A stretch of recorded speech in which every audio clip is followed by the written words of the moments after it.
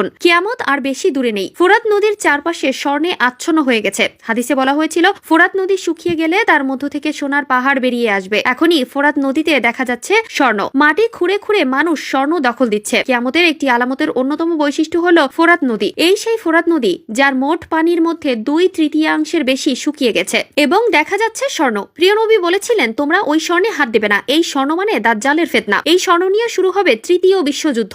মানুষ স্বর্ণের লোভে শুরু করবেন যুদ্ধ। কে কত সোনা সংগ্রহ করতে পারে তা নিয়ে হবে তাদের মধ্যে লড়াই। ফোরাত নদীর তলদেশে স্বর্ণ ভেসে উঠেছে। লক্ষ লক্ষ মানুষ ভিড় করছে ফোরাত নদী থেকে স্বর্ণ সংগ্রহ করতে। এই ফোরাত নদীর তীরে ইমাম হোসেন রহমতুল্লাহি আলাইহিকে নৃশংসভাবে পৃথিবী থেকে সরিয়ে দেওয়া হয়েছিল। পৃথিবীর একমাত্র নদী ফোরাত নদী। এই নদীর ভেতরে হয়তো চাপা পড়ে আছে হাজারো শহরের নিদর্শন। মহানবী হযরত মুহাম্মদ সাল্লাল্লাহু আলাইহি ওয়াসাল্লামের বলে যাওয়া বার্তা যে তোমরা ততক্ষণ পর্যন্ত কিয়ামতের আশা করো না যতক্ষণ পর্যন্ত ওই ফোরাত নদী তার ভেতর থেকে সোনার পাহাড় না বের করবে। ফোরাত নদীর সাথে কিয়ামতের একটি সূত্র রয়েছে। প্রিয় দর্শক।